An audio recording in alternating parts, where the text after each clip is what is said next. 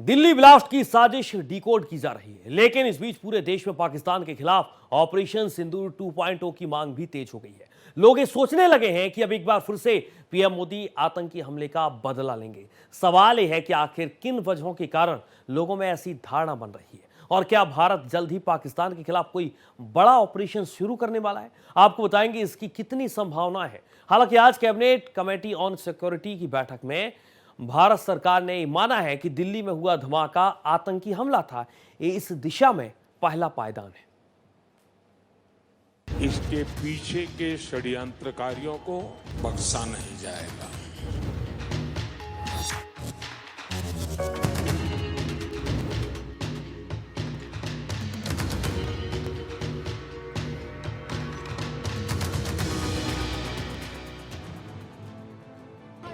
Delhi blast में मारे गए लोगों का क्रंदन, घायलों और परिजनों की चीत्कार, दिल्ली के दिल में भगदड़ और खौफ की वो शाम देशवासियों को भुलाए नहीं भूलती। आजाद मुल्क की राजधानी में उसके सेंटर पॉइंट पर दहशतगर्दों का वो खूनी खेल देशवासियों के सीने में हर पल नश्तर चुभो रहा है। उसके सीने में आक्रोश की धधकती आग की परछाई सोशल मीडिया पर उबाल मार रही है। वो चाहते हैं कि जल्द से जल्द दहशतगर्दों को उनके अंजाम तक पहुंचाया जाए और इसके लिए आम लोगों से लेकर सोशल मीडिया तक ऑपरेशन सिंदूर 2.0 की मांग तेज है। दरअसल अब तक की जांच में सामने आया है कि दिल्ली ब्लास्ट में शामिल कश्मीरी आतंकवादियों का पाकिस्तानी आतंकी संगठन जैश ए मोहम्मद से कनेक्शन है। यही वो वजह है कि दिल्ली ब्लास्ट के बाद जो कई सवाल तैर रहे हैं उनमें सबसे अहम हो जाता है, क्या ये ऑपरेशन सिंदूर का बदला है? और अगर ऐसा है तो देश के कई कोनों से ये मांग तेज हो रही है कि भारत को ऑपरेशन सिंदूर 2.0 कर पाकिस्तान को इसका माकूल जवाब देना चाहिए। दुनिया की महाशक्ति बनने की दिशा में बढ़ रहे भारत में ऐसे आतंकी धमाके से लोगों में भारी गुस्सा है।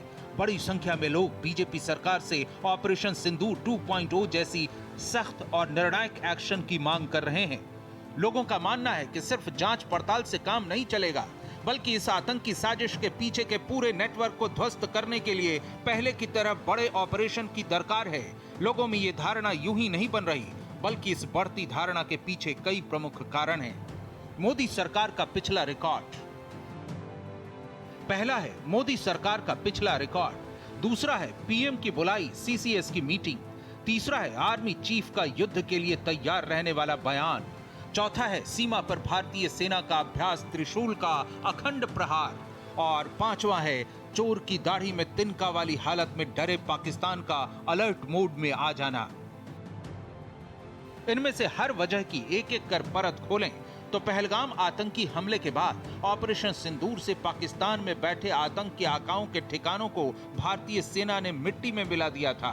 तब भारत ने दहशतगर्दों को घर में घुसकर मारा था। अब पहलगाम आतंकी हमले के बाद दिल्ली में एक बड़ा कार ब्लास्ट हुआ है और हमले की मॉडस ऑपरेंडी आतंकी संगठन जैश ए मोहम्मद से मिलती है।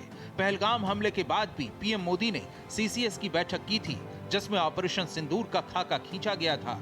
एक बार फिर दिल्ली ब्लास्ट के बाद पीएम की दहशतगर्दों को दी गई चेतावनी और भूटान से लौटते ही ब्लास्ट के घायलों को देखने जाना और फिर तुरंत सीसीएस की बैठक बुलाना, ये सारे घटनाक्रम ऑपरेशन सिंदूर 2.0 वाली लोगों की उम्मीदों को ट्रिगर कर रहे हैं। ऑपरेशन सिंदूर 2.0 की बढ़ती उम्मीद के पीछे एक वजह आर्मी चीफ का दिया वो बयान भी है, जिसमें वो युद्ध की तैयारियों को और मजबूत करने की वकालत कर रहे हैं। दिल्ली डिफेंस डायलॉग को संबोधित करते हुए थल सेना प्रमुख जनरल उपेंद्र द्विवेदी ने कहा है कि अब हम ऑपरेशन सिंदूर के दूसरे चरण की ओर बढ़ रहे हैं, जो तकनीक में पहले से कहीं ज्यादा उन्नत और मारक होगा। You're aware how it was used in Sindoor 1.0. Now we are going for the phase 2, which will be a much more advanced version. Dedicated satellites. In Sindoor 1.0, it helped us. A lot of volunteers came forward inside the country, diaspora. They came forward, they helped us. And if I can say that we could, means we were very much empowered as far as Sindoor 1.0 is concerned. We have learnt our lessons. Therefore, whether it's Sindoor 2.0 or any other battle thereafter, we are looking at in a big way how to harness this initiative. Operation Sindoor 2.0 की मांग जोर पकड़ने की एक और वजह है हमारे जांबाजों की हिम्मत और दिलेरी की ये तस्वीरें। इधर देशवासियों का दिल ऑपरेशन सिंदूर की ललकार चाहता है, उधर भारत पाक बॉर्डर पर इंडियन आर्मी की तीनों सेनाओं का संयुक्त युद्धाभ्यास ऑपरेशन त्रिशूल चल रहा है, जिसमें दक्षिणी कमान, पश्चिमी एयर कमांड और नौसेना के चुनिंदा युद्धक यूनिट्स शामिल हैं। इस अभ्यास में 50,000 सैनिक और 40 फाइटर जेट शामिल हैं। अब ये बात सही है कि देश की सुरक्षा से जुड़े इस मुद्दे पर किसी दूसरे देश की सीमा लांघकर एक्शन लेना बेहद संवेदनशील फैसला होता है, जो किसी भी तरह से लोगों की चाहत या सोशल मीडिया के ट्रेंड को देखते हुए या भावनाओं के आधार पर नहीं लिया जाता, बल्कि कई तरह के रणनीतिक हालात के गंभीर विश्लेषण के बाद ही ऑपरेशन सिंदूर जैसे निर्णय लिए जाते हैं, जब दूसरा कोई उपाय नहीं बचता। भारत कोई भी ऐसा कदम आक्रामकता में नहीं उठाता, बल्कि पूरी तरह सोच समझकर प्लानिंग के तहत मोदी सरकार बॉर्डर पार एक्शन का ऐसा कोई भी निर्णय लेती है।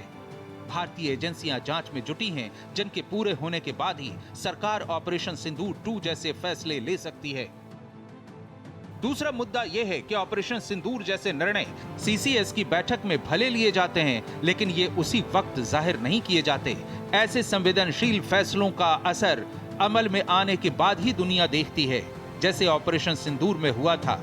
इसलिए सीसीएस की बैठक में अगर ऐसा कोई निर्णय लिया भी गया तो इसकी भनक किसी को नहीं लगेगी। लेकिन साथ ही आतंक को जड़मूल से अगर खत्म करना है तो पाकिस्तान पर एक निर्णायक प्रहार बेहद जरूरी है। इसीलिए कहते हैं कि हर हाल में ऑपरेशन सिंदूर चाहे जरूरी या मजबूरी, और आतंक पर आर पार के लिए त्रिशूल का अखंड प्रहार अभी है पूरी तरह तैयार। Bureau report, Bharat express.